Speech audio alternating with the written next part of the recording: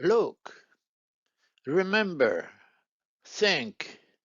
Some time ago, in 46 countries, there was an epidemic of children with such anomalies.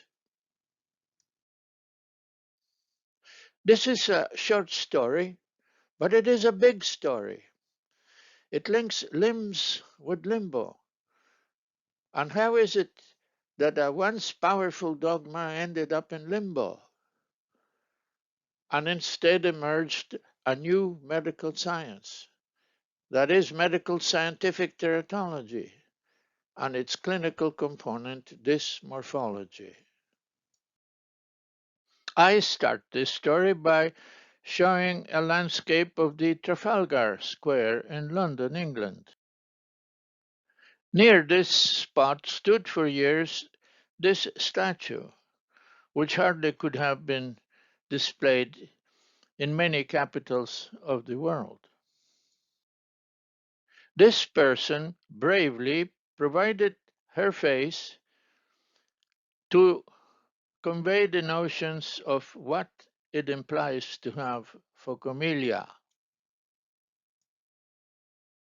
Not long before, Europe experienced an epidemic of babies being born malformed, most of whom died, and those who survived were manifesting tetraphocomelia, reductions of all four limbs.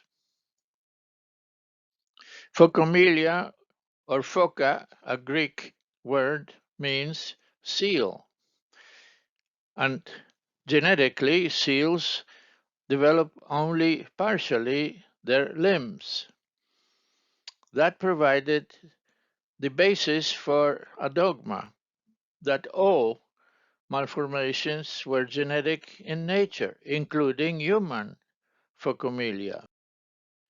The dogma was well entrenched.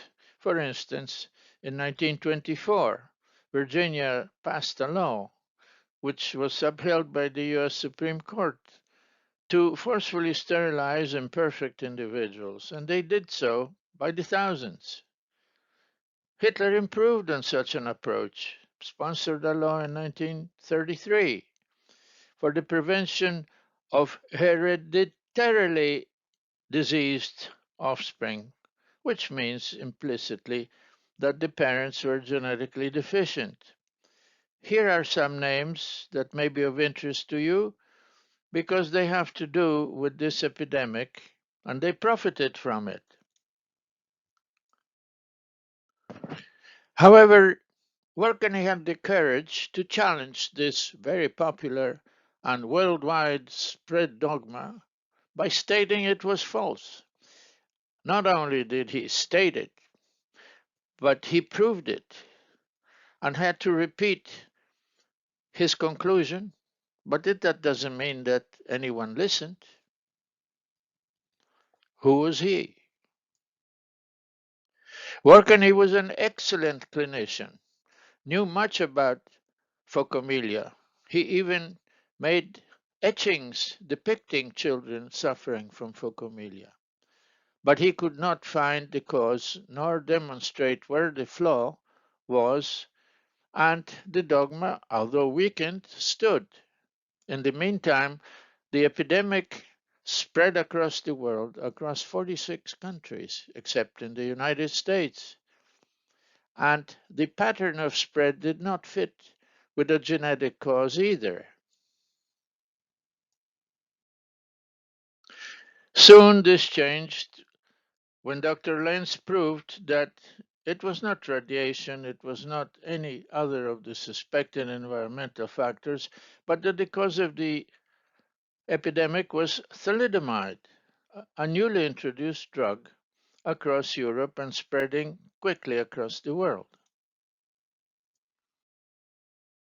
And another critical factor in this story concerns Frances Kelsey. She worked at the Food and Drug Administration, and pharmaceutical corporations marketing thalidomide across 46 nations in the world wanted to include the United States, but she, one person, objected. And she objected not once, not twice, but according to records, for 8 times the pharmaceutical corporation insisted, and she said no. We mentioned three factors in this story: Warkany, who showed that the dogma was false; Lenz, who showed that the cause of phocomelia specifically was thalidomide; Kelsey would not allow the marketing of the drug because it was not proven to be safe for pregnant women. But the fourth factor is Sherri Chessen. She was a TV star. There are even movies about her. She was pregnant. Her husband purchased some sedatives over the counter while in Europe and gave it to her. She consumed them.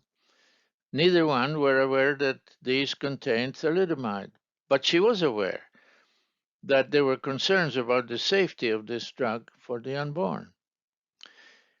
She tried to reach through her media connection as many women as she could to warn them of the danger.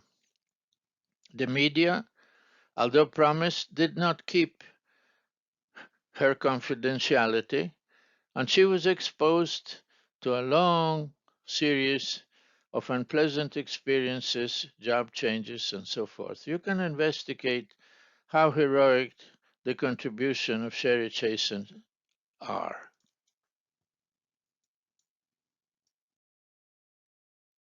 In Spanish, no hay mal que bien no venga. One could say in English that the difficulties have a silver lining. And they are quite obvious. Warkany is world famous pioneer, considered the father of medical teratology. Lenz accrued many professional honors for his discovery that thalidomide is a major teratogen. Frances Kelsey received virtually one of the highest awards that the nation can give her from President Kennedy. What about Alison Lapper?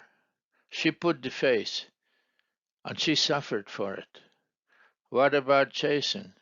She put her face and suffered for it. So where is the silver lining? Where is the bien venga? Is the Teratology Society. We have now a large group of scientists can test drugs like thalidomide without delay and before they are marketed. The FDA, that is the Food and Drug Administration, will not allow the marketing of drugs that are not tested for safety for the unborn. Indeed, the FDA mission is to reduce the exposure of the embryo or fetus to a drug with teratogenic potentials. We have reached the end of this short presentation. A big story. We showed how limbs have an important role in the understanding of human maldevelopment. Limbs are very frequently malformed or dysmorphic. Among the malformations are phocomelia. We also showed a prevalent dogma that ended up in limbo and instead was replaced by the new science of teratology. Please see the related presentations, and I hope you visit us soon. Goodbye.